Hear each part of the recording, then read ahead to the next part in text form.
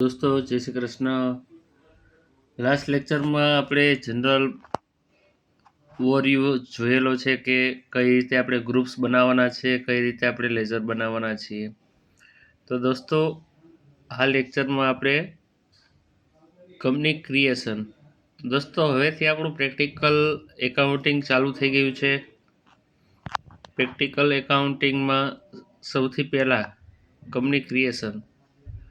Company creation માટે સૌથી પહેલાં દોસ્તો તમને ઓપ્શન દેખાય છે કે કંપની.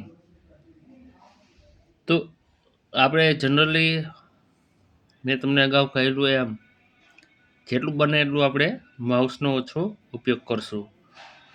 સિંગલ લાઈન છે એટલે અલ્ટર કે ઓપ્શન દબાવવાની સાથે આપણા ઓપ્શન ખુલી ગયા છે. તો કે ભાઈ અત્યારે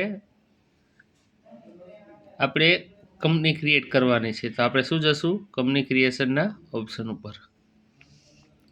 દોસ્તો આપણે જે કંપની બનાવી છે તો એનો કંપની ડેટા પાથ કઈ જગ્યાએ છે?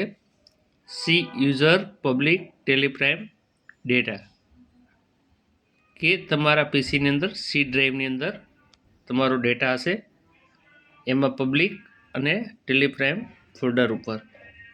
દોસ્તો આ તમારું ડેટા પાથ તમારે જો ચેન્જ કરવો હોય તો તમે અહીંયાથી કરી શકો છો, તેના ઉપર કર્સર લઈને. એટલે ગમે ત્યારે તમારો કોઈ ડેટા તમારે જોતો હોય તો તમારો ડેટા ક્યાં સેવ થાય છે એ તમને ખ્યાલ હોવો જોઈએ. બરોબર છે ને સર? તો ચાલો આપણે આગળ વધીએ. ત્યાર પછી આપણે આવી ગયા છીએ કંપની નેમ, કે જે પણ કંપનીનું આપણું નામ હોય તે. માન લો કે વિજય ટ્રેડિંગ.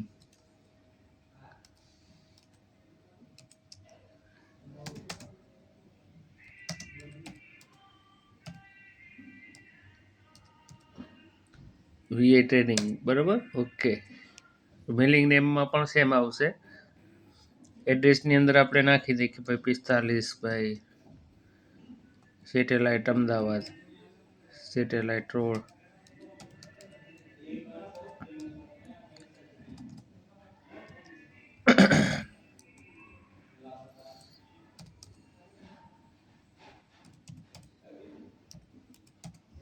તો સિમ્પલી આ બધી વિગતો આપણે ભરવાની છે. પિનકોડ ખાસ લખજો દોસ્તો, કોઈ પણ માહિતીને સ્કીપ ન કરતા. અહીં ઓપ્શન આવશે તમારું સ્ટેટ પસંદ કરવાનું. આપણે ગુજરાતને પસંદ કરશી, ગુજરાત ઇન્ડિયા. પિનકોડ, હવે અહીંનો જે પિનકોડ હોય એ તમારે નાખવાનો છે. સેટેલાઇટનો જે એરિયાનો પિનકોડ હોય, પિનકોડ સાચો નથી પણ હું તમને ખાલી એક એક્ઝામ્પલ માટે તમારને લખી રહ્યો છું દોસ્તો. ત્યાર પછી અહીંયા તમારી કંપનીનો ટેલિફોન નંબર, કે જે તમારે સોરી ક્યાં જતો રહ્યો?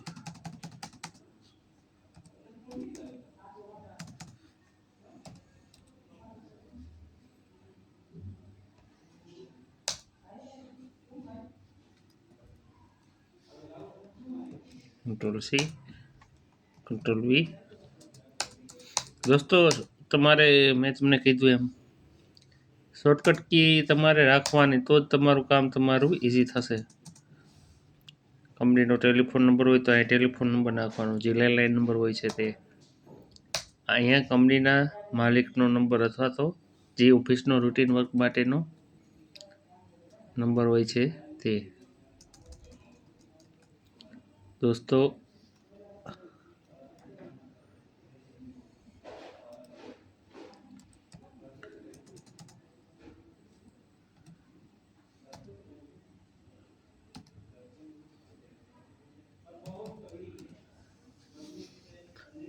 અહીંયા આપણે આવી રીતે તમારો મોબાઈલ નંબર કંપનીનો અહીંયા લખવાનો રહેશે. ઓકે, સિક્યુરિટી પર્પઝથી તમને આખો નંબર નથી નાખતો, બરાબર છે. ત્યાર પછી તમારું ઈમેલ આઈડી, કંપનીનું ઈમેલ આઈડી. જો કંપનીનું ઈમેલ આઈડી ન હોય તો ઈમેલ આઈડી કઈ રીતે બનાવવાનું છે એ પ્રોસેસ તમને ખ્યાલ હશે. ફાઇનાન્શિયલ યર સ્ટાર્ટિંગ ફ્રોમ, કે તમે જે વર્ષમાં કામ કરવાનો છો એ ક્યારથી ચાલુ થાય છે, તો કે 1 એપ્રિલ 2025. બુક્સ બિગનિંગ ફ્રોમ, કે તમારો વ્યવસાય ક્યારથી ચાલુ થાય છે. માનો લો મારો વ્યવસાય ચાલુ થાય છે 1 મેથી, તો અહીંયા હું 1 મે લખીશ. 1 મે 25 આવી ગયું. તો હવે આપણે એને સેવ કરશું. તો દોસ્તો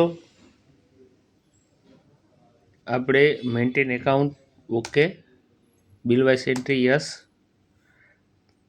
અત્યારે આપણી કંપની ક્રિએશન થઈ ગઈ છે. મેન્ટેન ઇન્વેન્ટરી, તો કે ભાઈ એ ભાઈ યસ છે કે ઇન્વેન્ટરી આપણે સ્ટોક મેન્ટેન ન કરવો હોય. જો આપણું સર્વિસ ઇન્ડસ્ટ્રી હોય તો આપણે સ્ટોક મેન્ટેન કરવાનું ન આવે, તો અત્યારે આપણે સ્ટોક ઇન્વેન્ટરી ઓપ્શન ચાલુ રાખશી. મેન્ટેન ઇન્વેન્ટરી એટલે સ્ટોકની તમારે ઇન્વેન્ટરીની મેન્ટેન કરવી છે તમારા એકાઉન્ટિંગમાં, તો આમાં યસ આવશે. હવે કંટ્રોલ એ કરીને આપણે સેવ કરી દઈશું.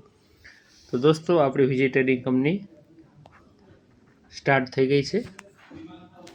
તો દોસ્તો કંપની ક્રિએશન ઉપરનો આ પહેલો વિડીયો. નેક્સ્ટ વિડીયોમાં આપણે એના ઉપર લોક કઈ રીતે લગાવવામાં આવે છે સિક્યુરિટી પર્પઝ માટે, અને યુઝર કઈ રીતે ડિફાઇન કરવા એના વિશે આપણે આગળ જોઈશું. Thank you so much everyone. જય શ્રી કૃષ્ણ.